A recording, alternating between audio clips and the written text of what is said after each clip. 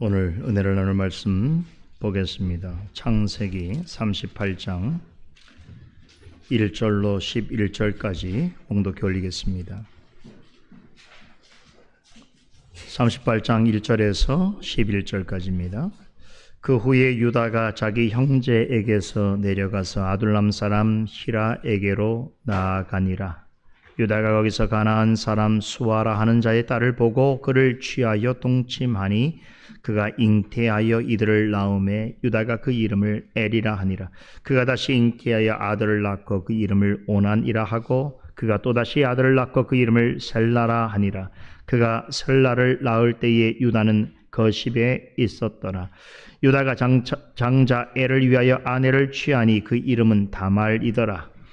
유다의 장자 엘이 여호와 목전에 악함으로 여호와께서 그를 죽이신지라. 유다가 오난에게 이르되 내 형수에게로 들어가서 남편의 아우의 본분을 행하여 내 형을 위하여 씨가 있게 하라.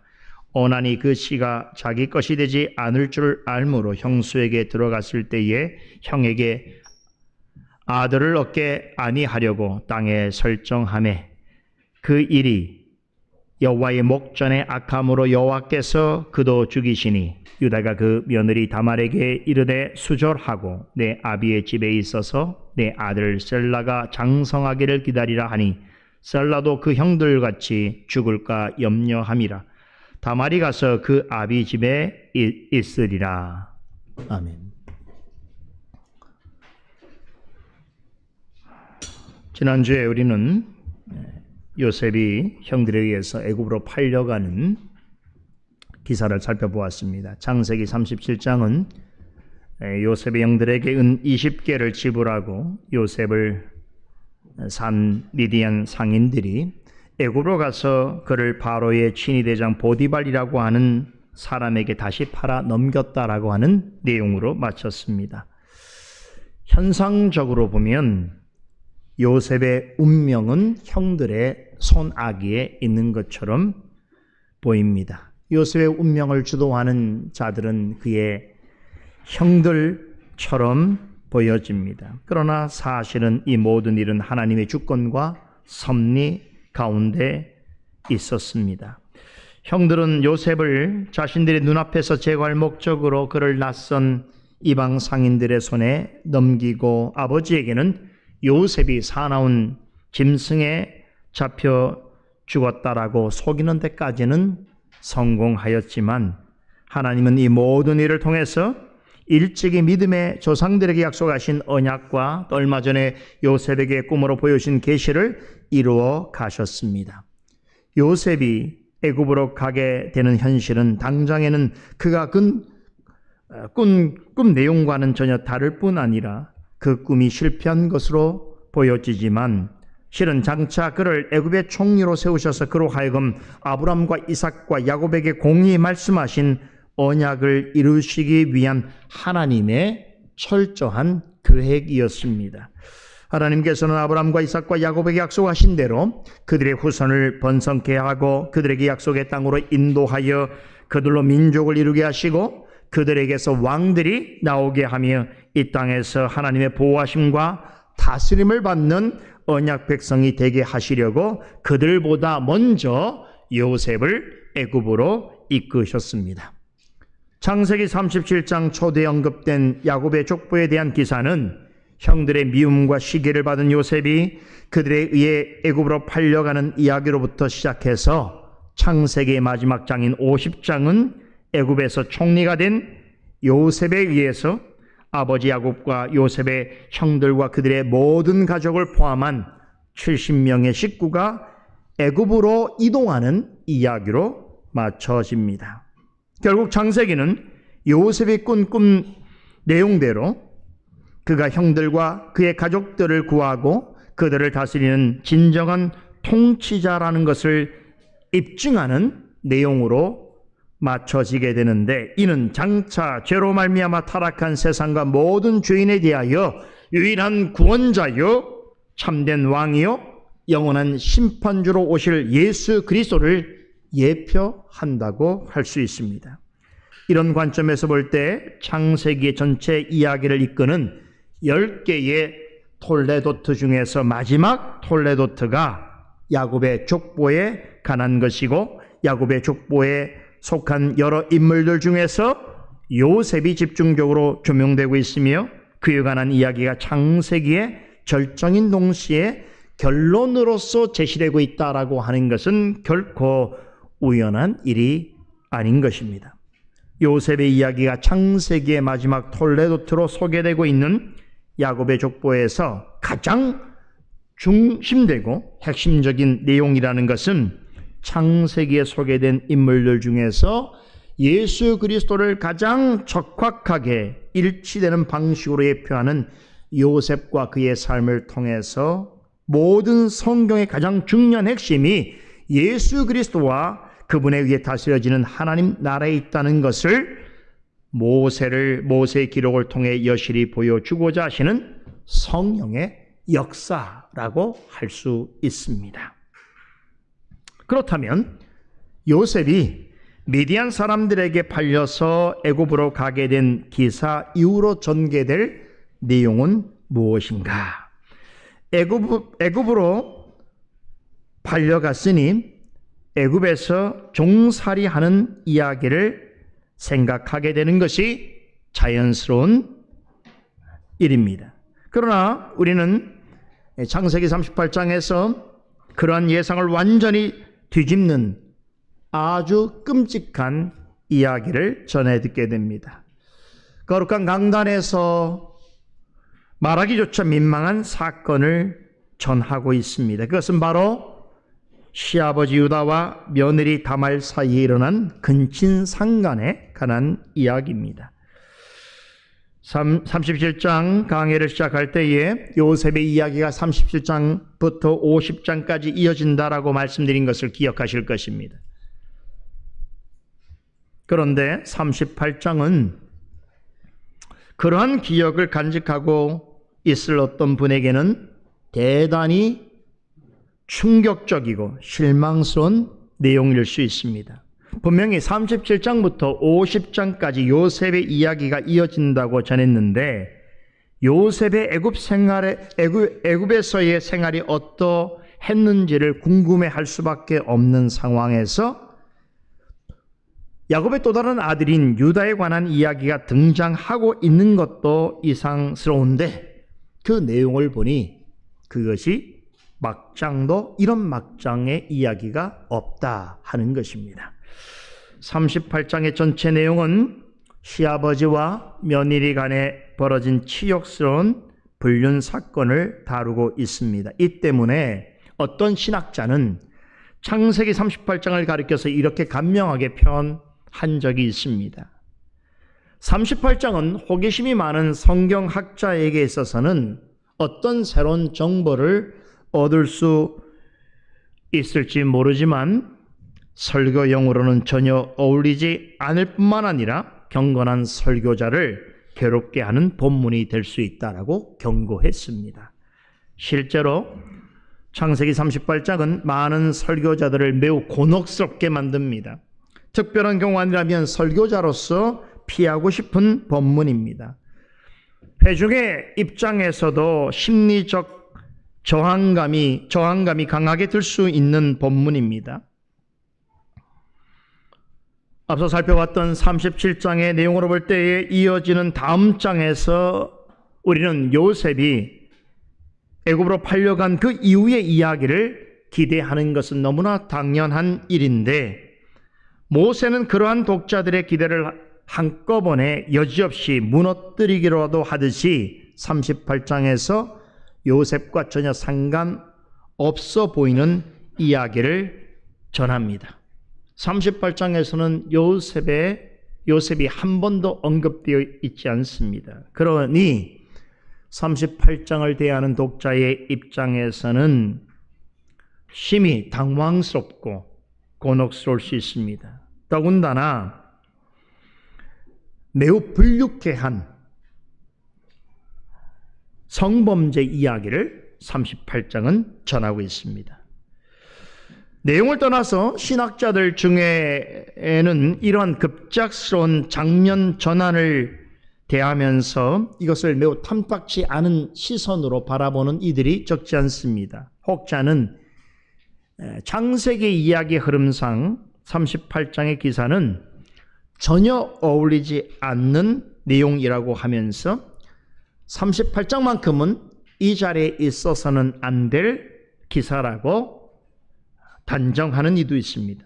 또 다른 혹자는 유다와 다말 사건은 후대에 성경을 편집한 사람들에 의해서 잘못 배열된 부분이라고 지적하기도 합니다. 내용만 보자면 이들의 주장에 어느 정도 일리가 있어 보이는 부분도 있습니다. 요셉의 이야기가 나와야 할 지점에서 갑자기 야곱의 다른 아들의 아주 개인적이면서도 내밀한 이야기가 나오는 것도 전개상 이해하기 어려운데 내용 또한 너무나 도발적이고 충격적이어서 지금까지 살펴왔던 창세기 전체 이야기의 흐름과 문맥에 있어서 별로 어울리지 않는다, 이렇게 평가할 수 있는 부분도 있다는 것입니다. 그런데 더 충격적인 것은 다루고 있는 내용이 시아버지와 며느리의 근친상간에 관한 이야기라니 더 충격적인 것입니다. 근친상간이란 가족이나 친척 사이에 벌어지는 구체적인 성범죄 행위를 뜻합니다. 그 범위와 정도에 있어서 각 나라의 문화와 정해진 법은 조금 다를 수 있겠지만 근친상간은 사람의 보편적인 양심을 거스르는 것입니다. 그래서 세계 대부분의 문화권에서는 금기시되어 있고 심각한 죄악으로 여겨지고 있습니다. 만약에 이러한 범죄가 드러나는 경우에는 강력한 처벌을 감수해야 되며 나아가 사회적 비난을 피하기 어려운 중죄입니다. 그런데 이런 일이 창세기 38장에 자세히 기록되어 있다니 어떻게 생각하면 대단히 충격적이고 또 여기에 있어서는 안 될 이야기가 성경에 삽입된 것 같은 느낌을 받을 수 있습니다. 그래서 말씀드린 대로 성경을 연구하는 신학자들 사이에서도 창세기 38장에 대한 이런 여러 다양한 의견들이 있는 것입니다. 하지만 이런 인상은 그야말로 느낌일 뿐입니다. 우리가 성경은 세상의 윤리와 도덕이라고 하는 기준으로 보는 데에 분명한 한계가 있다는 것을 인식하셔야 합니다. 하물며 개인적인 생각이나 느낌으로 성경을 대하거나 보아서는 더더욱 안 되는 것입니다. 성경을 잘 이해하려면 우선 성경의 1차 기록자이신 하나님의 생각과 의도를 잘 파악해야 합니다. 세상의 지식과 관점이 아닌 하나님이 주시는 참된 지혜와 성령의 감화로 하나님의 뜻을 이해하도록 돕는 계시의 정신을 가지고 성경은 읽고 해석해야 하는 것입니다. 우리의 믿음의 선배들은 이러한 생각으로 성경을 대하는 태도를 가리켜서 계시 의존 사색이라 불렀습니다. 계시 의존 사색에 따라서 성경을 대하지 않으면 어떻게 되는가? 성경이 전하고자 하는 본의와 다르게 엉뚱한 해석을 하게 되거나 결국에는 성경을 두고 인간 중심적인 해석과 결론을 내리게 되는 우를 범하게 될 수밖에 없습니다. 인간적인 관점에서 보면 요셉의 이야기 한창 전개되어야 하는 지점에 유다의 이야기가 그것도 입에 올리기조차 민망할 정도로 충격적이고 치욕스러운 이야기가 등장하는 것은 어쩌면 원래 이야기의 흐름을 끊어버리는 것 같은 느낌을 받을 수 있습니다. 그러나 이런 평가는 대단히 인간론적인 생각에 따른 것입니다. 이 부분은 철저하게 성령의 조명에 따른 계시 의존 사색의 관점에서 생각하고 다루고 해석해야 합니다.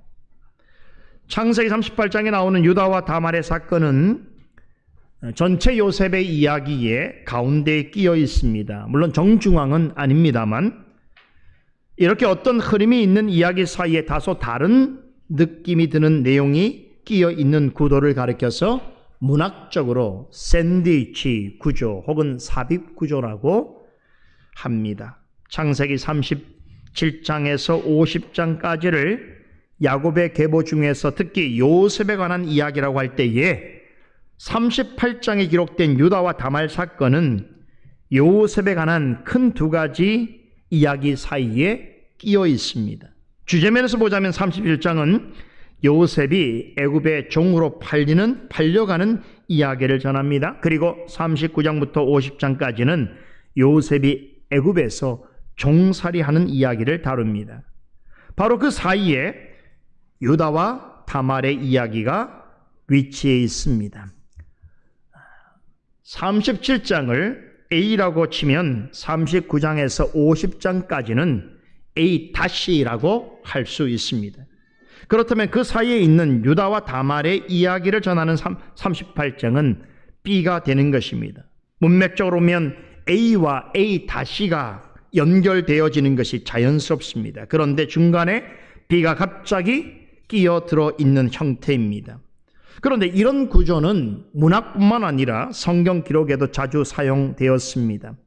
그냥 보면 하나의 이야기를 전개하다가 중간에 얼핏 무관해 보이는 다른 이야기를 전하다가 다시 원래의 이야기로 돌아오는 것처럼 생각될 수 있지만 기록자의 입장에서는 어떤 목적을 가지고 분명한 뜻을 전달하기 위하여 아주 정교한 방식으로 기술하고 있는 문학적인 방법입니다. 그런데 이 샌드위치 구조에 있어서 대개 전달하려고 하는 핵심은 놀랍게도 가운데 있습니다. 여러분, 진짜 샌드위치를 한번 생각해 보세요. 샌드위치는 빵과 빵 사이에 속재료가 있습니다. 샌드위치를 위아래로 덮고 있는 빵을 A와 A-라고 한다면 빵과 빵 사이에 들어있는 속재료는 B에 해당됩니다. 그럼 샌드위치에서 가장 중요한 부분은 무엇인가? 빵이라고 말하는 사람도 있을 수 있겠지만 샌드위치의 맛을 결정하는 부분은 뭐니 해도 속재료입니다. 그런데 진짜 샌드위치의 속재료는 우리가 대충 보면 알 수 있죠? 햄버거를 보더라도 햄버거 속에 빵 사이에 뭐가 들어있는지 대충 우리는 짐작해서 알 수 있습니다만 문학에서 사용되는 샌드위치 구조의 속재료에 해당되어지는 이 뒷부분은 대개는 A와 A-, 다시 말하면 샌드위치의 외형을 형성하는 두 부분과는 동떨어진 이야기라고 느껴질 때가 많습니다. 그런데 거기에는 기록자의 의도가 있는 것이에요. 앞으로 전개될 이야기에 긴장감을 불어 넣어주는 한편 독자들로 하여금 핵심적인 주제를 유추하게 하거나 또 독자들에게 앞으로 남겨진 이야기의 중요한 주제를 암시해 주기도 합니다. 문학에서 말하는 샌드위치 구조의 부분에서는 모든 이야기를 전하지 않습니다. 내용적으로 보면 지금까지 전한 이야기와 또 앞으로 전할 이야기와 관련되어 있기도 하지만 그럼에도 별개의 에피소드처럼 다른 이야기를 하고 있는 것처럼 생각될 수 있습니다. 하지만 실은 바로 이 부분이 전체 이야기의 가장 중요한 핵심을 전하고 있다는 것이죠. 이것이 샌드위치 구조로 이루어진 글이 주는 묘미입니다. 그렇다면 우리가 37장에서 50장까지의 전체 야곱의 족보에 관한 이야기의 내용을 큰 외관으로는 요셉의 이야기와 요셉의 이야기로 볼 때에 그 중간에 삽입되어져 있는 37장의 유다에 관한 이야기, 그 이야기는 서로 다른 이야기 같이 보이지만 기록한 자가 의도적으로 전체 이야기의 가장 중요한 어떤 핵심적인 메시지를 전달하기 위하여 A와 A-와는 별개의 에피소드를 전하는 것 같지만 사실은 그 전체에 있어서 매우 핵심적인 내용을 전달하는 속재료다. 이렇게 볼 수 있다는 것이지요. 자, 이런 관점에서 본다면 창세기 37장은 매우 다른 관점에서 바라볼 수 있다는 것입니다. 바로 이런 것이 샌드위치 구조가 가지고 있는 묘미라고 말씀드렸는데 우리는 이런 묘미를 37장부터 50장까지 이어지는 창세기 본문을 통해서 경험할 수 있습니다.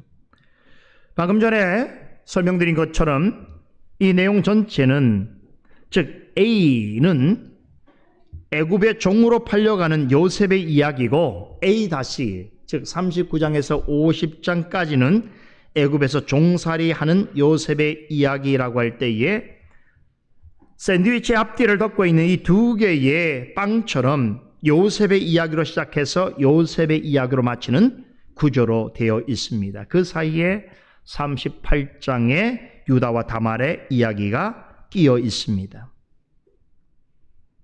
바로 이 부분이 샌드위치의 속재료에 해당되는 B라고 할 수 있다는 것이지요.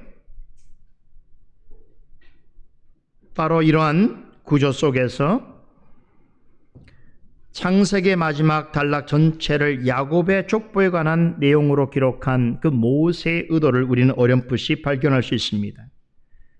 A와 A-는 야곱의 계보의 인물 중에서 예수 그리스도를 가장 잘 예표하는 요셉에 대한 이야기입니다.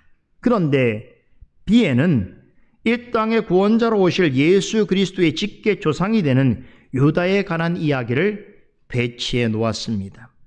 요셉은 야곱의 실질적인 장자권을 받은 사람입니다. 하지만 하나님의 백성을 죄에서 구원하는 진정한 장자는 요셉 지파가 아닌 유다 지파에서 나올 메시아입니다. 그런 점에서 유다라는 인물과 그의 후손들로 이루어진 유다 지파는 구속사에서 매우 중요한 위치를 차지하고 있다라고 하는 것을 우리는 기억해야 합니다.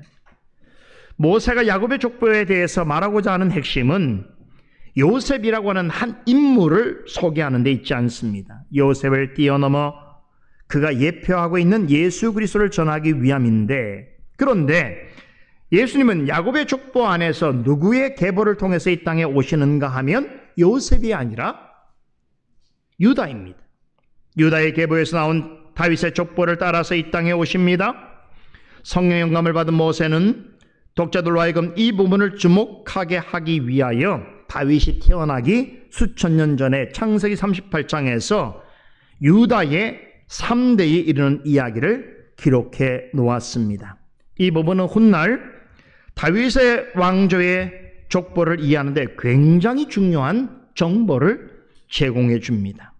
이와 관련해서 우리는 한 가지 중요한 물음을 가지게 됩니다. 왜 예수님은 요셉의 족보가 아니라 유다의 계보에서 나셨는가 하는 것이지요. 다시 말해서 예수님을 가장 잘 예표하는 요셉을 조상으로 두지 않고 어쩌면 그와 전혀 달랐던 유다의 자손으로 오셨는가? 나아가 왜 하필 유다와 함께 끔찍한 일을 벌인 다말이라고 하는 미천한 이방 여인을 통해서 이 땅에 오셨어야만 했는가 하는 질문입니다. 중요한 질문이죠. 이제 곧 확인하게 될 것입니다만 야곱의 넷째 아들 유다는 결코 좋은 사람이 아닙니다. 우리가 지난 시간에도 확인했지요. 많은 분들이 아마 놀라셨을 거예요. 야곱의 넷째 아들 유다만큼은 첫째, 둘째, 셋째의 실패의 전철을 밟지 않고 더 나은 사람이었기에 야곱의 실질적인 장자로서 인정받을 수 있었고, 그러기에 예수 그리스도가 유다의 계열에서 나올 수밖에 없었구나라고 하는 것이 보통 갖는 여러분들의 생각이었을 것입니다. 그러나 요셉을 제거하는 과정에서 어쩌면 첫째 루벤보다도 더 사악하고 계산적인 생각을 했던 사람이 유다였습니다. 우리는 지난 시간의 내용을 통해서 유다가 다른 형제들보다 나은 이가 아니라는 사실을 확인해 보았습니다. 유다는 요셉뿐만 아니라 이제 곧 우리가 만나게 되는 그의 며느리이자 이방 여인인 다말과도 아주 극명하게 비교될 정도로, 즉 그는 예수님의 직계 조상이라고 하기에는 부족하다 못해서 어떻게 예수님이 이런 사람의 후손으로 올 수 있었는가 하는 의구심을 가지게 할 만큼 문제가 많은 사람입니다. 그럼에도 예수님께서 요셉의 계보가 아니라 유다의 계보로부터 나오셨다는 것은 그 사실 자체만으로도 우리의 상상을 뛰어넘는 일입니다. 그러므로 그렇게 하신 하나님의 뜻과 지혜를 깊이 묵상하지 않으면 안 되는 것입니다. 이것은 창세기 38장에 유다에 관한 이야기를 기록하게 하신 이유와 무관하지 않습니다. 유다의 이야기는 앞뒤로 배치된 요셉의 이야기와도 비교되고 대조됩니다. 37장에 기록된 그의 부도덕한 행위는 곧이어 38장에서 요셉이 보디발의 집에서 그와 비슷한 상황에 처하게 되었을 때의 상황과 아주 극명하게 대조됩니다. 여러분도 모두 잘 알고 있듯이 요셉은 팔려간 보디발의 집에서 그의 아내에게 성적인 유혹과 성희롱을 당합니다. 그러나 요셉은 그 모든 유혹과 희롱을 단호하게 거부하고 하나님 앞에서 성결함을 지킵니다. 그런데 이것은 결코 쉬운 일이 아니었습니다. 요셉은 애굽에서 보디발의 집에 팔린 종이었습니다. 주인이 하라는 것을 거부할 수 없는 처지였습니다. 또 주인의 요구에 따르기만 한다면 얻을 것이 많았을 것입니다. 그러나 만일 거부한다면 많은 것을 잃을 수도 있는 상황이었습니다. 자칫하면 목숨도 빼앗길 수 있는 상황입니다. 그가 처했던 현실에서는 애굽 사람들처럼 행동하는 것이 자신을 위해서나 자신의 미래를 위해서 더 나은 선택이었을 것입니다. 그러나 그럼에도 요셉은 죄를 죄로 인식했으며 하나님이 기뻐하지 않는 죄된 행동을 끝까지 거부했습니다. 아무도 그것을 그렇게 여기지 않았는데 그는 홀로 하나님 앞에서 그렇게 행동했습니다. 이에 비해 유다는 어떻습니까? 그는 완전히 대조적인 상황에 있었습니다. 그는 여전히 약속의 땅에 머물고 있었고 그에게는 아내가 있었으며 여러 명의 자식들도 있었습니다. 그런데도 보통 사람이라도 생각지 못할 죄를 범합니다. 반면에 요셉은 이방 땅으로 끌려와서 종으로 지내면서도 이방인들과 구별되는 삶을 추구했습니다. 하지만 유다는 약속의 땅에 머물면서 아버지의 장자권을 이어받을 가장 좋은 위치에 있었고 약속의 땅에 있으면서도 오히려 그를 둘러싼 이방인들처럼, 아니 그보다 더 못한 모습으로 살았습니다. 그럴 때 그의 자녀들도 그런 아버지를 꼭 빼닮았습니다. 요셉과 다르게 유다의 가정은 분명히 약속의 땅에 있었지만 유다와 그의 아들들은 오늘 강설 제목처럼 여호와 목전에서 악한 삶을 살았습니다. 창세기 38장에 유다에 관한 이야기가 기록된 것이 전혀 이상할 것이 없는 또 다른 한 가지 이유를 말씀드리고 본문에 기록된 유다와 그의 가정의 면면을 좀 더 깊이 살펴보도록 하겠습니다. 유다도 요셉과 같은 야곱의 자녀인 것을 기억해야 됩니다. 37장 서두에서 이후로 전개될 내용이 야곱의 족보에 관한 톨레도트, 즉 야곱의 족보의 이야기라고 하였을 때에 여기에는 요셉만이 아니라 유다의 이야기도 포함되어 있다는 것을 기억해야 합니다. 물론 많은 내용이 요셉의 삶을 중심으로 기록되어 있지만 하나님께서 야곱의 언약을 이루어 가시는 것은 요셉의 생애만을 통해서가 아닌 것입니다. 야곱에 약속하신 언약은 아브라함과 이삭에게 말씀하셨던 것처럼 언약 안에 있는 모든 후손을 대상으로 하고 있습니다. 그런 점에서 요셉이 형들에 의해 죽지 않고 미디안 상인들에게 팔려 애굽으로 끌려간 일에 가장 앞장선 유다에 관한 이야기를 창세기 8장에서 다루는 것은 이런 관점에서 보더라도 결코 이상한 일이 아닙니다. 아울러 38장에 자세히 기록된 유다의 행적은 언약 백성으로 선택받은 이스라엘 민족이 장차 왜 애굽 땅에서 노예 생활을 하지 않을 수 없었는지 그 이유를 자세히 말해주고 있습니다. 유다와 그의 자녀들은 약속의 땅에 있으면서도 하나님을 알지 못하는 이방 사람들과 결혼했습니다. 그들은 입술로는 여전히 하나님을 말하고 찾았지만 그들의 의식과 삶은 철저하게 가나안 사람들의 정신 문화에 완전히 잠식되어 있었습니다. 이 일에 있어서 야곱의 자녀들이 모두 동참하였지만 그 중에서 가장 적극적으로 나섰던 이가 바로 유다와 그의 가정이었던 것입니다. 그렇다면 왜 모세는 창세기 38장에서 야곱의 여러 아들 중에서 유다와 그의 가족의 부편 모습만을 그려내고 있는가? 질문해야 되겠죠? 여러 아들들이 있는데 왜 유다에 관한 이야기만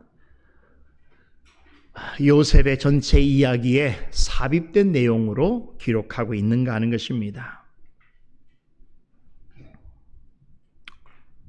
야곱의 자손들이 아브람과 이삭으로부터 받은 그 언약대로 야곱의 변화된 새로운 이름대로 이스라엘다운 모습을 드러내기 위해서는 누군가가 장자 역할을 제대로 할 수 있어야 했기 때문입니다.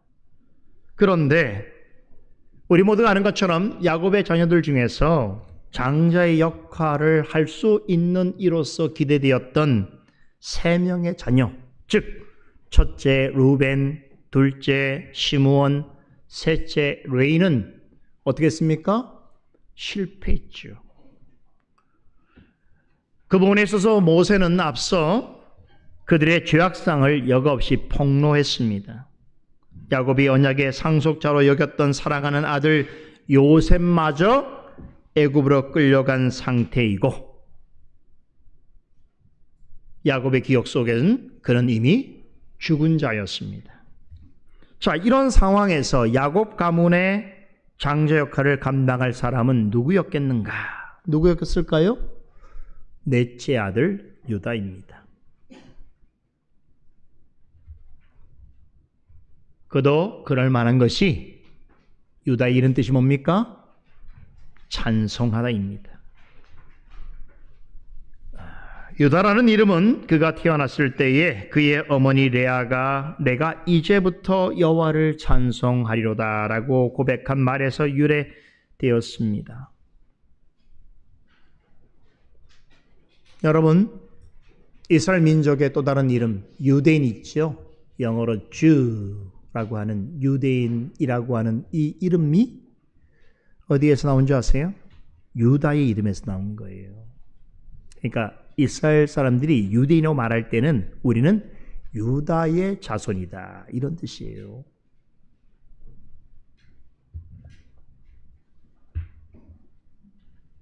유다는 하나님의 언약 백성을 대표하는 이름이기도 하고 그 백성은 여호와 하나님을 찬송하도록 택함을 받은 자라고 하는 의미를 지니고 있습니다. 그렇기 때문에 유대인들은 지금도 자신들을 유다의 후손, 즉 유대인이라고 부르게 된 것입니다.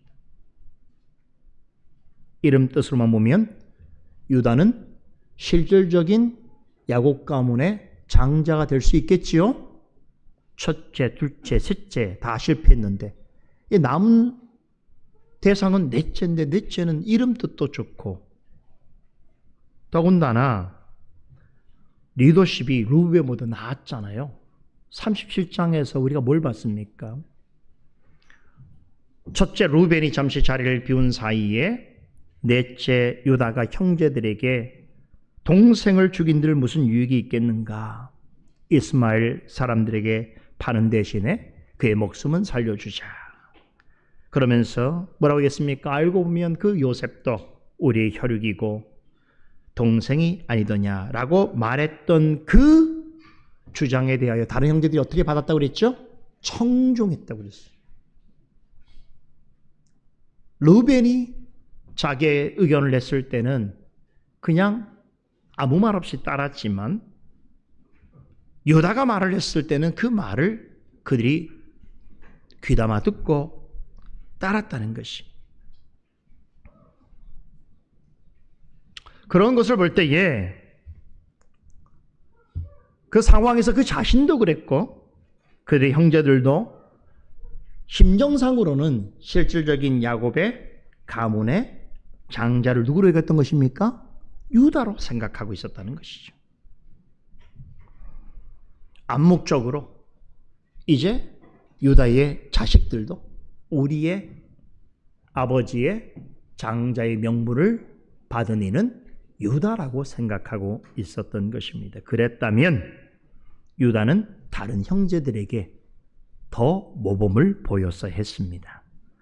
자신의 이름 뜻대로 하나님을 찬송하고 영광 돌리는 삶을 모범적으로 살아갔어야 했습니다. 그런데 38장에서 야곱의 족보의 또 다른 한 명의 주인공으로 등장하고 있는 유다에 관한 기사는 그와는 완전히 반대되는 길로 나아갔다는 말로부터 시작하고 있습니다. 1절을 다시 봅니다. 그 후에 유다가 자기 형제들에게 데려가서 아둘람 사람 히라에게로 나아가니라 라고 전하지요. 요셉이 애굽으로 끌려간 사건 후에 야곱의 아들들 중에서 처음으로 소개된 유다는 야곱의 실질적인 장자로서의 역할을 수행해야 하는 중요한 위치에 있었습니다. 그럼에도 그는 먼저 앞장서서 죄악된 길로 나아갔다는 사실을 꼬집고 있습니다. 1절은 이 일들이 일어난 시점에 대해서 전합니다.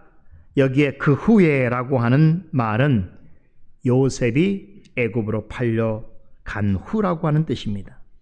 본장에 기록된 사건은 요셉이 미디안 상인들에게 팔린 때로부터 야곱의 가족이 애굽으로 떠나기까지의 기간 중에 일어났음을 시사해 주고 있습니다. 요셉이 애굽으로 끌려갈 때 몇 살이었죠? 17살이었어요. 그리고 총리는 몇 살이 됩니까? 30살이 되는 거예요. 그러니까 애굽으로 끌려간 지 13년 지나서 애굽을 다스리는 총리가 된 것이죠. 그 후에 야곱의 가족이 언제 애굽으로 이주하는 줄 아십니까? 7년의 시간이 지난 시점이었습니다. 그러니까 오늘 창세기 38장에 유다와 그의 가정에 일어난 일은 요셉이 미디안 사람들에게 팔려서 애굽으로 가게 된 후로부터 야곱의 모든 가족이 요셉으로 인하여서 애굽으로 이동하기까지의 기간 중에 일어났다라고 볼 수 있는 것이 전체적으로 대략적으로 22년 정도의 사이 어간에 일어난 일을 기록한 것입니다. 공교롭게도 이 기간은 요셉이 가나안 땅에 없는 동안이었습니다. 요셉이 그들 곁에 없는 동안 유다와 그의 가정은 죄악된 길로 나아갔습니다. 이러한 일은 앞으로 전개될 이스라엘 역사에 계속해서 반복적으로 나타납니다.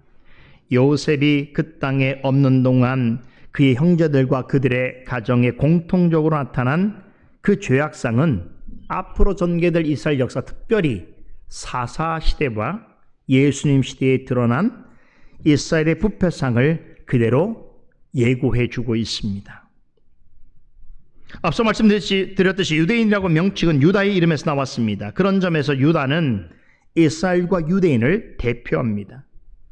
본장에서는 요셉이 가나안 땅에 없었을 때 유다와 그의 가정이 얼마나 급속도로 타락하게 되었는가를 말해주고 있습니다. 이는 장차 하나님이 보내신 메시아를 배척하고 그분이 전하는 진리를 조롱하며 결국 하나님을 알지 못하는 자들과 결탁하여서 예수 그리스도를 죽이는 데 앞장선 유대인들의 죄악된 역사를 예표적으로 보여주고 있습니다. 성경에서 전하는 이스라엘과 유대인들의 타락의 시작은 무엇으로부터 나타났는가 하면 항상 스스로 하나님을 떠나서 하나님을 알지 못하는 자들처럼 살고자 했을 때부터 비롯되었습니다. 본문 1절은 그와 같은 일이 유다에게 일어났으며 시간이 지나 그와 그의 가정의 큰 불행의 씨앗이 되었음을 말해주고 있습니다. 1절에 유다가 자기 형제에게서 내려갔다는 말은 유다가 형제들을 떠났다라고 하는 뜻입니다. 형제들을 떠났다는 것은 하나님의 언약에서 떠나 있었다라고 하는 의미입니다. 여러 번 말씀드린 대로 유다는 실질적으로 야곱의 가문에 장자 역할을 해야 하는 막중한 책임을 지고 있었음에도 그는 한동안 아버지의 집을 떠나서 이방인들과 더불어 살았다는 것을 지적하고 있습니다. 그 행선지가 아둘람이라고 하는 곳이었습니다. 유다는 아버지가 있는 헤브론을 떠나서 이방인들이 득실되는 아둘람이라는 곳에 가서 그곳에서 이방인들과 교분을 쌓았습니다. 특히 히라라는 사람과 아주 막역한 친구가 됩니다. 본문 20절에 보면 히라는 유다의 가장 가까운 친구였습니다. 히라라고 하는 이 이름의 뜻은 귀족 또는 찬란함을 뜻합니다. 이 이름으로 볼 때 히라는 아둘람에서 상당히 영향력 있는 귀족이었을 가능성이 매우 높습니다. 1절을 다시 보면 유다는 자기 형제들을 떠나서 아둘람 사람 히라에게로 나아갔다라고 하는데 여기서 나아가다는 말에 해당하는 히브리어의 원래 의미는 곁에 붙어 살다입니다. 그러니까 유다는 히라와 그냥 가까운 정도의 관계를 유지한 사람이 아니라 그와는 둘도 없는 친구로 지냈다는 것이지요. 어떤 경우에는 혈육 형제보다 더 친밀한 친구가 있을 수 있습니다. 하지만 유다에게 있어서 문제는 히라라는 친구가 철저하게 하나님을 알지 못하는 이방인임에도 불구하고 그와 가까이 지내는 동안 자신도 모르는 사이에 그의 영향을 받아서 이방적인 삶에 깊숙이 빠져들게 되었다라고 하는 것을 암시하고 있습니다. 여러분, 유다가 이 아둘람 사람 히라와 친구 사이가 된 이유가 무엇일까요? 본문에는 그 내용이 자세하게 언급되어 있지 않습니다만 우리 내용상 충분히 짐작해 볼 수 있습니다. 히라가 유다를 우호적으로 대한 탓도 있겠지만 무엇보다도 유다의 마음에 히라와 같은 가난한 사람들의 삶을 부러워했기 때문입니다. 유다의 관점에서 히라와 같은 가난한 사람들은 자기가 원하는 대로 살고 하고 싶은 일을 하는데도 어쩌면 저렇게 늘 형통하고 만족하는 삶을 살 수 있는가? 그 형통함을 부러워하게 되었던 것이지요. 이런 점에서 유다에게 가장 직접적인 영향을 끼친 사람이 아둘람 사람 히라였을 것이 분명합니다.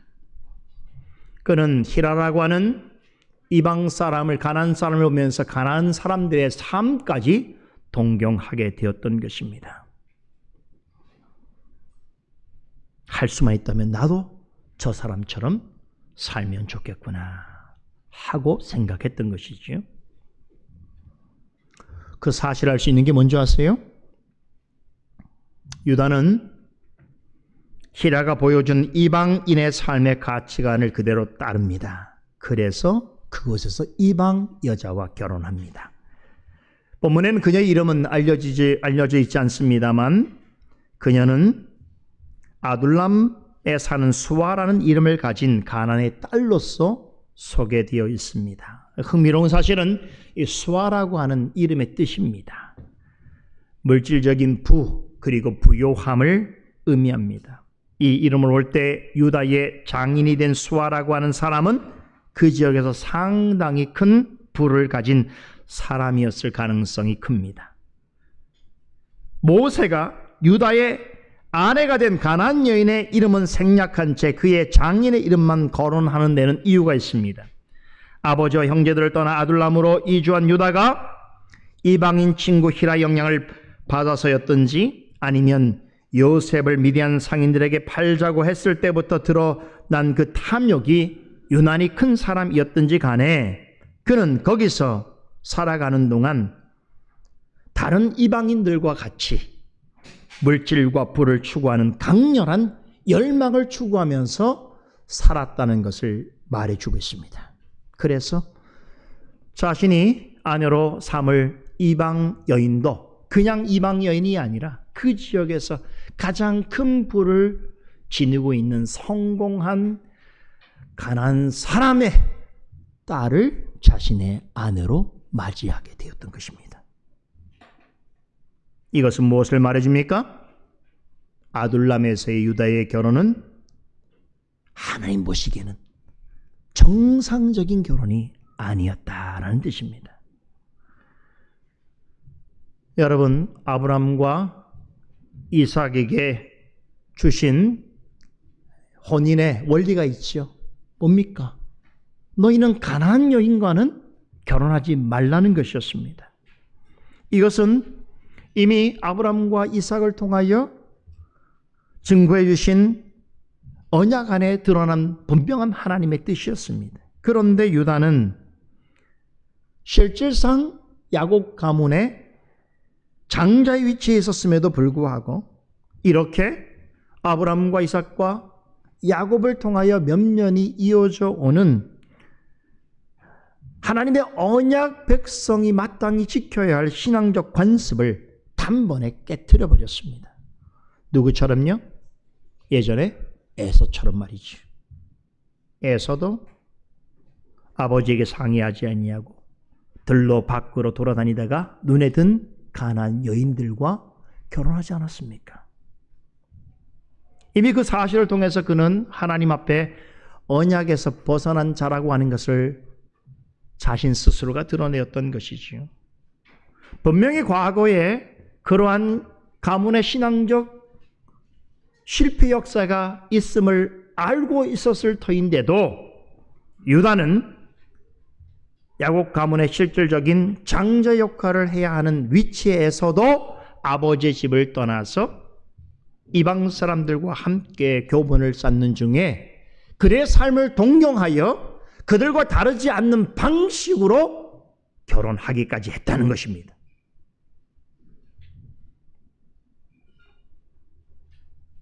본문에는 유다가 하나님의 뜻을 어기고 가난한 여자와 결혼하는 것이 얼마나 큰 죄인가를 반복해서 전하는 말이 나옵니다. 7절과 10절에 여호와가 보시기에 악함으로 여호와께서 그를 죽이신다라고 표현이 그것입니다. 믿는 자에게 있어서 결혼은 단지 남자와 여자가 가정을 꾸리는 것이 아닙니다. 이건 세상에서 보는 관점이지. 주 안에서의 결혼은 하나님의 언약 백성임을 드러내는 것이며 하나님께서 택한 백성을 위해 약속하신 언약을 이뤄가시는 거룩한 방편으로서의 결혼을 하는 것입니다. 그러므로 구약 성경에서는 언약 백성끼리 혼인해야 한다고 가르치고 신약 성경에서는 주 안에서 하라고 강조합니다. 하지만 유다는 그렇지 않았습니다. 그는 아버지와 형제들과 어떤 상의도 하지 않았습니다. 그는 하나님을 알지 못하는 이방 사람들의 방식대로 자신이 원하는 대로 혼인했습니다. 우리가 내용적으로 볼 때에 아마도 수아라는 사람의 딸과 혼인하게 된 것은 그의 막역한 친구인 아둘람 사람 히라가 주선해 주었을 가능성이 큽니다. 그런 물에 노는 사람은 그런 물에 노는 또 다른 사람을 잘 알고 있겠지요. 그래서 이 이방 친구가 그에게 아내 될 사람을 소개해 준 것인데 그 또한 그 지역에서 큰 부를 소유하고 있던 철저한 가난한 사람이었던 것이지요. 여러분, 일반적인 관점에서 생각해 보십시다. 유다가 지금 하고 있는 일은 어떻게 평가받을까요? 유다가 히라라는 사람을 만나고 그를 통해서 수아라는 사람의 딸과 결혼하게 되어진 것은 어쩌면 인생에 몇 번 없는 기회를 잡은 것이라고 생각할 수 있는 것이지요. 돈과 명예와 출세를 보장받는 성공적인 일로 판단될 수도 있습니다. 이것은 세상의 관점에서입니다. 그러나 믿음의 관점에서 본다면 이들과의 만남은 우연이 아니라 악연이었습니다. 한 가지 악연이 또 다른 악연으로 이어집니다. 결국 유다의 삶에 비극적인 일이 발생합니다. 유다가 가나안 사람의 딸과 결혼해서 얻은 세 아들 중에서 두 아들이 죽습니다. 그런데 그 두 아들의 죽음은 자연적인 죽음이 아니었습니다. 사고사도 아니었습니다. 본문에 따르면 그들의 악함을 보시고 하나님이 심판하신 죽음이었습니다. 본문에는 유다의 아들들이 구체적으로 무슨 악한 행위를 했는지 설명되어 있지 않습니다. 그러나 모세는 그들이 범한 죄와 그들의 삶이 여호와 목전에 악했다라고 말합니다. 이 말은 이방 사람들의 눈에는 악한 일이 아니었다라고 하는 뜻이기도 합니다. 하나님이 마음에 없는 사람에게 있어서는 전혀 개의치 않고 행할 수 있는 일이었을 것입니다.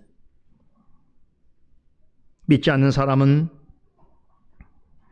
사람들의 눈에 보이는 죄만 신경 쓸 뿐 하나님이 보시기에 악하다고 하는 일에는 전혀 관심이 없습니다. 유다의 아들도 이와 같았을 것입니다. 그러나 하나님께서는 두 아들을 악하다고 선언하시고 악인에 대한 공의로운 심판과 유다를 향한 징계의 목적으로 두 아들을 죽이셨습니다. 여호와의 목전에 악하다라고 하는 말은 하나님과 그분의 법에 반항하다라고 하는 뜻이 내포되어 있습니다. 이런 점에서 볼 때 하나님 앞에서 드러난 두 아들의 악한 성품은 누구의 영향을 받은 것일까요? 한평생 하나님을 알지 못하고 그 마음에 하나님이 없다 하는 가난한 사람으로서 살아왔던 외할아버지와 어머니의 영향이었을 수 있습니다. 하나님을 전혀 두려워하지 않고 하나님이 보시기에 악한 일을 행하는 데 주저함이 없으며 그런 일을 날마다 습관적으로 행하는 그런 삶을 살았던 자들이기 때문입니다. 그런데 그런 자들과 어울리고 가까이 친하게 지내다 보면 결국 그런 사람으로 물들게 되어 있는 것입니다. 두 아들의 악함과 죽음과 관련해서 유다의 책임도 결코 작지 않습니다. 유다는 남편으로도 실패했고 아버지로서도 실패했습니다. 아버지와 형제들을 떠나 가난한 사람들처럼 살기를 바랐던 유다의 꿈은 수포로 돌아갔습니다. 그 중에서 유다의 가장 큰 실패는 이것이었습니다. 하나님의 언약을 지키는 일에 그는 완전히 실패했습니다. 유다는 가나안 여인과 사이에 세 아들을 낳습니다. 엘, 오난, 셀라라고 하는 이름의 아들들인데 그들과 함께 거십이라고 하는 곳에 기거했습니다. 그런데 매우 흥미로운 사실은 이 세 아들의 이름에 담긴 문자적인 뜻은 이들을 향한 아버지로서의 유다의 강렬한 소망이 담겨 있다는 것입니다. 엘은 경계하다는 뜻이고 오나는 강한 힘을 뜻하고 셀라는 청혼하다는 뜻입니다. 유다는 자신의 마음에 들어 아내로 취한 가난한 여자와 낳은 이 세 아들을 통해서 가나안 땅에서 항상 경계하고 강한 힘을 자랑하고 대대손손 번성하기를 간절히 바랬습니다. 그런 꿈을 가지고 가나안 땅 거십에 살았습니다. 그런데 그가 거했던 거십의 문자적인 뜻은 더 의미심장합니다. 거십은 히브리어로 속이는, 실망시키는, 허무한 이란 뜻입니다. 유다는 세 아들에게 지어준 이름 뜻대로 가나안 땅에서 사람들이 보기에 성공한 집안이 되기를 갈망했습니다. 그러나 하나님 관점에서 어떻게 보십니까? 거십이라고 하는 말의 뜻처럼 그것은 자신을 속이는 것이었고 하나님을 실망시키는 일이었으며 결국에는 모든 것이 허사로 돌아가게 할 일이었습니다. 유다는 아버지의 집에서 멀리 떠나온 땅에서 자신의 기업을 이루고자 했습니다. 이 목적을 이루기 위해서 그곳에서 부와 명예를 가진 이방 사람들과 친구가 되었고 엄청 부유한 가난한 사람의 딸과 결혼하여 3명의 아들을 낳았습니다. 그리고 그 아들들은 결혼할 수 있을 정도로 장성했습니다. 여러분 여기까지만 본다면 어떻습니까? 성공한 사람이죠. 입진전적인 삶을 산 사람이죠. 세상 부러울 것이 없는 사람처럼 보입니다. 자신이 원하는 꿈대로 모든 것을 이룬 것처럼 보여집니다. 하지만 하나님의 관점에서는 그것이 아니었다는 것이죠. 하나님 보실 때는 유다와 그의 가정에는 당장에 불로 심판받더라도 이상치 않을 만큼 치명한 문제들이 있었습니다. 외적으로 보면 괜찮은 가정처럼 보였지만 하나님을 경외하는 모습은 눈 씻고도 찾아볼 수 없었습니다. 그럼에도 그것이 하나님 앞에서 악하다는 것을 그들은 깨닫지 못했습니다. 유다의 첫째 아들과 둘째 아들은 하나님께서 직접 그들을 향해 악하다고 선언할 정도로 패역한 자들이었습니다. 나머지 남은 셋째 아들, 이 셋째 아들이 살아남았다 하더라도 죽은 아들들에 비해서 특별히 나은 점이 있었겠는가 의문을 가질 수밖에 없는 것이지요. 왜 그렇습니까? 이 아들들이 이 땅에서 하나님 보시기에 패역한 자로 살아갈 수 있는 최적의 환경과 그런 형태를 이미 다 완비한 상태의 삶을 살고 있었다는 것이지요.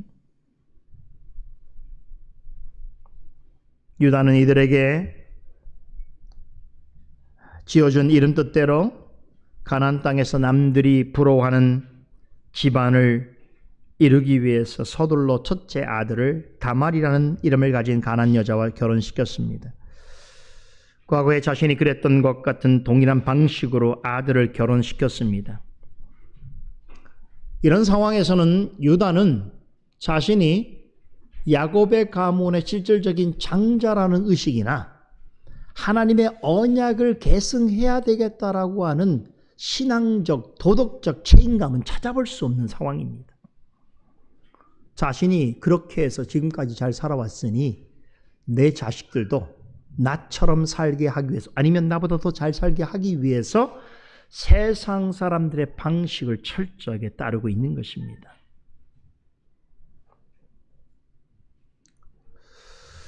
그래서 첫째 아들을 가나안 여자 다말과 결혼시켰습니다.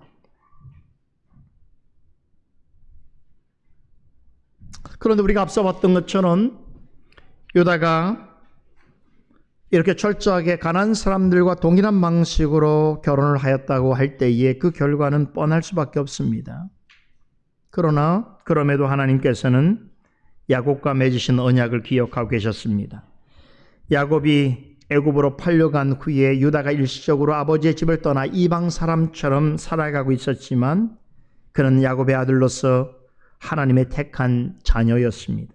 하나님께서는 그를 다시 회복시켜 그의 이름처럼 그와 그의 자손들로 하여금 하나님을 찬송하는 삶을 살게 하실 뜻을 결단코 포기하지 않으셨습니다. 그 목적을 이루시기 위하여 다말이라는 여성을 그의 가정 안으로 이끄셨습니다. 다말, 매우 중요한 여성이. 다말은 가나안 사람이었습니다. 다말이라고 하는 이름의 뜻이 뭔지 아세요? 종려나무입니다. 성경에 종려나무를 언급할 때에 몇 가지 중요한 상징적인 의미를 담고 있습니다. 종려나무는 첫째, 아름다움과 번성을 상징합니다. 둘째는 승리와 기쁨을 상징합니다. 셋째는 찬양과 영광을 상징합니다. 그래서 예수님께서 예루살렘에 들어올 때에 그 사람들이 종려나무 가지를 들고 예수님을 맞이하며 호산나 부르면서 노래했던 것은 결국 이런 찬양과 영광을 상징하는 모습이 역사 속에 사실로 드러난 것입니다. 다말은 가나안 땅에서 영적으로 무너져가는 유다와 또 앞으로 언약 안에서 주실 그의 자손들에게 종려나무를 가리키는 그녀의 이름 뜻에 담긴 여러 가지 의미들이 실제로 나타나고 적용하는 것을 보여주시기 위하여서 하나님께서 그의 가정에 보내신 선물 같은 존재입니다. 왜 다말을 이런 존재라고 말하는지 궁금하시죠? 다음 시간을 통해서 우리가 확인하게 될 것입니다. 아무튼 다말은 유다 집안의 맏며느리로 들어왔습니다. 유다의 첫째 아들 엘의 신부로 간택됩니다. 하지만 그녀와 결혼한 엘은 하나님이 보시기에 악한 자였습니다. 결국 하나님의 진노를 받아 죽음을 맞습니다. 본문은 그를 죽인 이는 하나님이지만 죽음의 직접적인 원인은 엘 자신에게 있었음을 분명히 강조하고 있습니다. 첫째 아들이 죽자 유다는 당시 고대 풍습에 따라서 둘째 아들 오난과 다말을 결혼시킵니다. 이런 풍습을 가리켜서 계대 결혼이라고 합니다. 자녀가 없이 죽은 형의 가정의 대가 끊어지지 않도록 하기 위하여 다음 차례가 되는 동생이 과부가 된 형수와 결혼해서 대를 잇는 제도, 이것을 가리켜서 계대 결혼이라고 합니다. 계대 결혼이라고 하는 이 영어식 표현은 레비레이트라고 하는데 이 말은 라틴어에서 왔습니다. 라틴어로 남편의 동생을 뜻하는 레비르라고 하는 말에서 유래했습니다. 즉 계대 결혼이란 죽은 남편의 동생, 우리말로는 시동생이 되겠죠. 시동생과 죽은 형의 아내인 형수와 결혼하여 대를 잇게 하는 그러한 제도인 것입니다. 그런 의미에서 계대 결혼을 가리켜서 형사 취수, 좀 어려운 말인데요. 형사, 형이 죽고 취수, 형수를 취한다라고 하는 그런 의미에서 형사 취수라고 부르기도 합니다. 흥미로운 사실은 이 계대 결혼이 성경에서 처음 언급된 본문이 바로 오늘 이 본문이에요. 앞으로 모세에 의해서 이 제도가 성문법으로 율법으로 제정이 되어서 그 후로는 우리가 여러 차례 보게 되는데 이 계대 결혼이라고 하는 제도가 성경에 처음으로 언급된 것이 모든 것의 시작과 근본을 알려주는 창세기 중에서도 오늘 본문에서 첫 번으로 등장하고 있습니다. 여러분 기억하셔야 될 것은 이 제도는 성경이 기록되기 전부터 고대 근동사에 널리 퍼져 있었다는 것입니다. 기록에 따르면 우리나라 고구려와 발해 시대에도 계대 결혼이라는 제도가 성행했다고 합니다. 오늘날의 관점에서 볼 때 매우 이상스럽게 보이지만 가문의 결합을 유지하고 종족을 번성시키고 가문의 재산을 빠져나가지 않도록 막고 무엇보다도 혈손을 끊기는 것을 방지하고 가문의 대를 잇는 것이 너무나도 중대한 일로서 여겨졌던 고대 사회에서는 혼인의 한 다른 방법이기도 했습니다. 계대 결혼 제도는 모세가 성경을 기록하기 이전부터 이미 이방 사회에 널리 시행되어 왔습니다. 그러다가 모세 때에 하나님의 율법을 기록하게 되면서 하게 하시면서 이 같은 제도를 구약의 이스라엘 백성들에게 적용케 하셨습니다.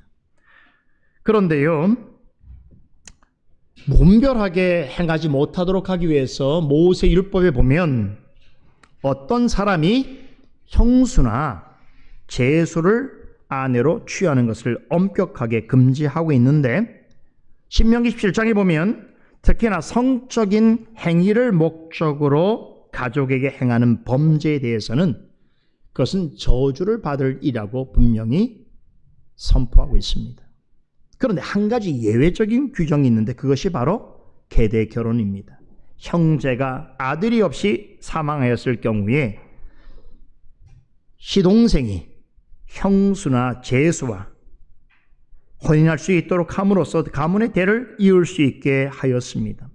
이 제도는 말씀드린 대로 모세의 율법과 함께 성문화되면서 좀 더 구체화되는데, 흥미로운 사실은 계대 결혼은 죽은 사람의 형제가 대신할 수는 있지만 형제 입장에서 반드시 지켜야 하는 의무 조항은 아니었습니다. 여러분 생각해 보세요. 형이 죽어서 형의 아내인 형수와 결혼해야 되는데, 그런데 내가 형이나 형수에 대한 애정이 하나도 없다고 생각해 보세요. 어떻게 결혼할 수 있겠습니까? 그래서 이런 경우 때문에 이 계대 결혼의 원리는 있지만 반드시 시동생이 의무적으로 그 형수와 결혼해야 되는 것은 아니었습니다. 그래서 신명기 25장에 보면 시동생이라고 할지라도 사랑하는 다른 여자가 있다면 그녀와 결혼할 수 있는 길을 열어두었습니다. 그렇다면 형제가 없는 경우는 어떻게 할 것인가? 가장 가까운 친족이 그 의무를 대신할 수 있게 했습니다. 그것도 여의치 않으면 그 다음으로 가까운 친족이 그 의무를 맡아야 했던 것이지요. 바로 이 대목에서 우리 누구가 생각납니까? 그렇죠. 룻기에 나오는 보아스가 생각나는 것이죠. 보아스가 엘리멜렉과 나오미의 가정의 기업물을 자로 가장 가까운 친족의 한 사람으로 있었기에 그는 모압에서 나오미를 따라왔던 룻과 결혼할 수 있게 되었던 것이죠. 바로 이 경우에 해당합니다. 그런데 죽은 형이나 형제를 대신하여 과부된 여인과 결혼한다는 것은 여러분 당사자 입장에서는 엄청난 형제애와 희생 정신이 요구되는 일이 아닐 수 없었던 것이죠. 다만 그 사람을 사랑해서만이 아니라 우리 가문을 위해서, 또 죽은 형을 위해서, 또 그 형의 남은 자를 위해서 이 일을 하는 것은, 이것은 희생 정신이 반드시 필요했던 일이에요.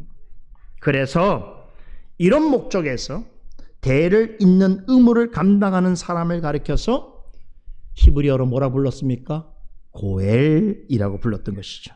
고엘은 원래는 친족이 잃어버린 권리나 땅이나 자손을 대신해서 회복시켜주는 가까운 친척을 뜻하는데, 성경에서는 고엘을 뭐라고 표현합니까?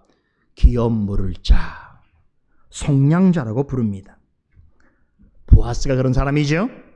보아스가 나오미 집안의 기업 물을 자였습니다. 그는 무너진 나오미 집안의 대를 잇기 위해서 고엘의 의무를 스스로 받아들입니다. 그리고 룻과 결혼하게 되지요.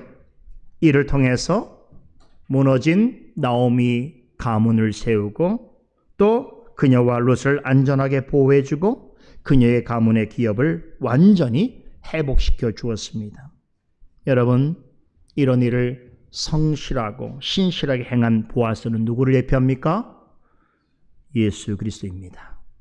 죄와 비참 가운데 있는 인생을 위해서 죄값을 대신 치러주시고 죄와 사망에서 구속하여 주심으로 영원한 생명을 주신 예수 그리스도를 예표하는 대표적인 인물이 바로 보아스인 것이지요.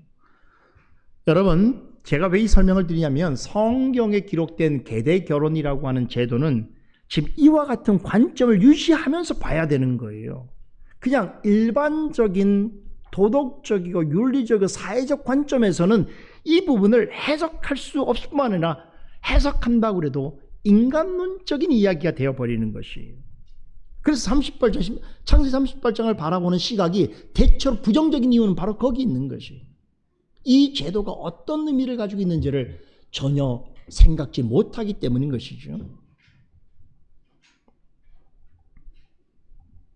여러분, 하나님께서 이미 이방 문화에 성행했던 계대 결혼이라고 하는 제도를 이스라엘의 백성들에게 지켜야 할 율법으로 제정하신 것은 단지 가문의 대를 잇기 위한 목적 때문만이 아니었다는 것을 기억하셔야 됩니다.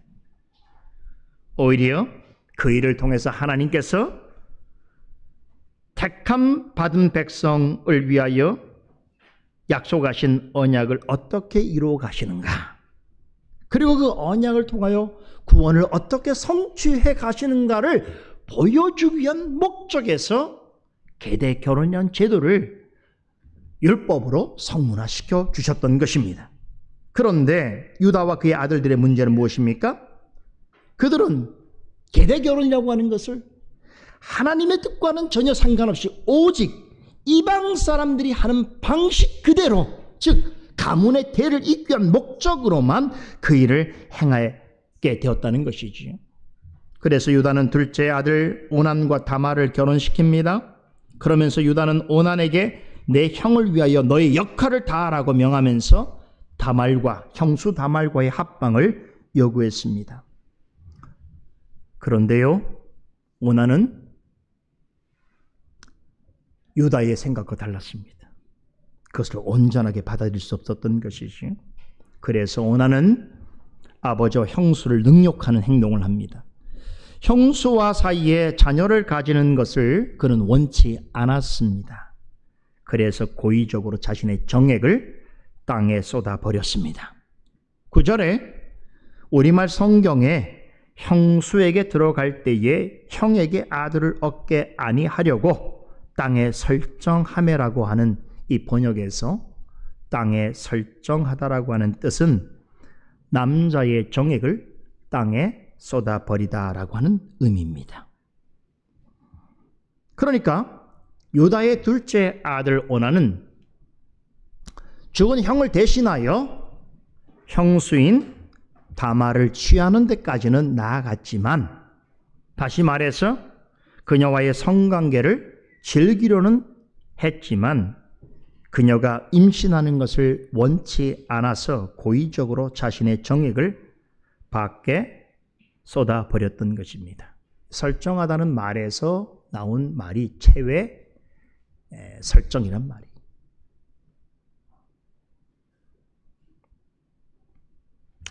오나는 계속해서 그런 짓을 했습니다. 하나님께서는 그런 행동을 그가 다말에게 몹쓸 짓을 하는 것 이상으로 하나님의 목전에서 중대한 악을 행하는 것으로 여기셨습니다. 그것은 단지 오난이 형수의 아들을 낳지 않으려 해서가 아닙니다. 그의 행동은 하나님의 택한 자인 유다와 다말을 고의적으로 능욕하는 일이었습니다. 더 큰 문제는 언약을 이루어 가시는 하나님에 대한 조롱이고 거부였습니다. 신약 성경의 관점에서 말하자면 그런 행위는 언약의 성취자이여 진정한 속량자이신 예수 그리스도를 모욕하고 대적하는 죄였습니다. 유다는 자신의 아들들 통해서 자손을 얻기 원했고, 그로써 가나안 사람들과 더불어서 일군 집안이 모든 사람이 부러워하는 가문으로 서기를 바라였지만, 하나님께서는 그의 아들들의 씨로서 언약의 가문이 이루어지는 것을 원치 않으셨습니다. 사람의 씨와 생명과 언약을 이루는 방편을 가지고 하나님과 예수 그리스도를 조롱하고 대적하려고 하는 이들을 하나님께서는 기뻐하지 않으셨을 뿐만 아니라 그들을 심판하셨습니다. 이로 볼 때 이 첫째 아들 엘이 행한 악행 역시 오난이 범한 것과 유사한 것임을 추정해 볼 수 있습니다. 그것은 그들의 생각과 다르게 여호와 하나님이 보시기에 중대한 죄악이었습니다. 하나님께서는 이러한 죄악의 행위가 하나님 앞에서 얼마나 심각한 죄인가를 판명하게 알리실 목적으로 유다의 두 아들을 죽이셨습니다. 그들은 어렸지만 하나님의 심판에 의해서 죽음을 맞았습니다. 자, 유다는 이런 자식들의 불행한 죽음을 직접 지켜보았습니다. 그렇다면 어떻게 했어야 할까요? 충격적이게도 유다는 졸지에 두 아들을 잃었음에도 슬퍼하지 않습니다. 여러분, 왜 그가 슬퍼하는 일을 성경에 기록하지 않은 줄 아세요? 무엇을 대비하려고 하는 겁니까? 이 점은 우리가 지난주에 살펴봤던 피 묻은 요셉의 채속 옷을 부여잡고 슬퍼하고 통곡했던 그의 아버지 야곱과 대조시키는 것입니다. 오랜 세월 이방인들과 어울려 살다 보니 유다는 신앙적으로뿐만 아니라 정서적으로도 메말라 있었던 것입니다. 심각할 정도로 영적으로 깊은 침체에 빠져 있었다는 것이지요. 그런 사람은 이런 일에 눈물로 나지 않는 거예요. 감각 없는 자처럼 행하고 있잖아요. 유다는 자식들의 죽음을 눈앞에서 목격했음에도 두 아들의 갑작스러운 죽음을 하나님의 심판으로 이해하지 못했습니다. 아들의 죄와 죽음의 연관성을 생각하지 못하고 남은 아들 셀라의 처지만을 걱정하다가 결국 이유 같지 않는 이유를 들면서 다말을 그녀의 집으로 돌려보내는 결정을 합니다. 그녀를 보내면서 내 아들 셀라가 장성하기를 기다리라고 말했는데 사실은 거짓말이었던 것이죠. 다음 주에 살펴볼 14절은 실은 셀라가 장성했어도 다말에게 주지 않으려 했다라고 전합니다. 유다는 야곱의 가문의 관점에서 본다면 여전히 실질적인 장자입니다. 그러나 아버지의 집을 떠나 사는 동안 하나님을 경외하지 않았고 하나님의 언약을 지키는 일에는 더더욱 관심이 없었습니다. 하나님께서 다말이라는 여성을 자신의 집에 보내신 뜻에 대하여 조금 더 신중하게 생각지 않았습니다. 그저 막내 아들만큼은 내 손으로 지키리라 하는 생각만 하고 있었던 것입니다. 유다는 하나님의 심판이 그의 가정에 임하였는데도 하나님의 주권과 섭리에 대해서 완전히 무지했습니다. 그런 그의 모습은 어떤 부류의 사람을 예표하는 것일까요? 형식적으로는 하나님의 백성으로 있는 것 같지만 실질적으로는 곧 영적으로는 하나님을 떠나 있는 이스라엘의 어리석음과 죄악성을 여실히 보여주고 있습니다. 이 같은 상황에서도 다말은 어떻게 합니까? 시아버지 유다의 요구에 응합니다. 그리고 순절할 것을 약속하고는 셀라와 정혼할 날만을 묵묵히 기다리며 지냅니다. 유다는 그런 그녀를 평생 생갑으로 지내게 할 생각을 굳히고 자신의 생각대로 행합니다. 하나님을 떠나 있는 시간이 길어질수록 유다는 가난한 사람들보다도 더 비상식적이고 무분별한 태도를 보입니다. 여러분, 머리로는 하나님을 안다고 하고 입으로 하나님을 고백한다고 하면서도 오랜 기간 하나님을 떠나 있다면 누구나 유다같이 될 수 있습니다. 유다같이 안 되는 것이 이상한 것이. 여러분 스스로를 믿지 마십시오. 나는 하나님을 떠나 있어도 난 유다 같은 사람은 결코 되지 않을 거야. 착각입니다. 하나님 앞에서 유다 같은 인생으로 살아갈 수밖에 없습니다. 안 믿는 사람보다 더 무지하고 더 악하고 비참해질 수 있습니다. 말씀을 마칩니다. 오늘 38장의 첫 단락을 통해서 요셉이 애굽으로 팔려간 후에 유다가 선택한 삶의 방식과 이방인들과 어울리는 생활 속에서 익숙해진 그의 행동, 그의 생각에 대해 살펴보았습니다. 과연 오늘 살펴본 유다 같은 사람에게서 우리가 희망을 발견할 수 있겠는가? 이런 사람이 스스로 회복될 수 있겠는가? 어떻게 생각합니까? 거의 불가능한 일입니다. 그러나 놀라운 사실은 하나님께서는 한시도 언약 백성을 잊지 아니하신다는 것입니다. 언약 백성을 위하여 항상 일하고 계십니다. 언약을 백성에게 약속하신 그 언약을 이루시기 위하여서 치밀하게 하나님은 일하십니다. 이러하신 하나님을 믿고 의지하는 것이야말로 유다처럼 악한 본성을 지닌 우리 안에 있는 또 다른 유다와 싸워서 승리하는 길이며 이 땅에서 하나님의 언약 백성으로 살아가는 우리의 유일한 소망이요 위로요 구원이 됨을 믿으시기 바랍니다. 기도하십시다. 거룩하신 하나님, 오늘도 우리에게 주신 창세기 말씀을 통하여 참으로 깊은 하나님의 말씀에 대한 이해를 갖게 됩니다. 우리에게 계시의전 사색을 통하여서 말씀의 내용을 비춰주시고 뜻을 알게 하여 주신 것을 감사드립니다. 그것을 통하여 우리에게 전하여 주신 교훈과 깨달음이 있다면 소중히 여기게 하시고 우리도 하나님 앞에서 마땅히 어떠한 삶을 언약 백성으로 살아내야 할지를 알고 또 말씀에 따라 힘써 나아가는 저희들이 되게 하여 주시옵소서.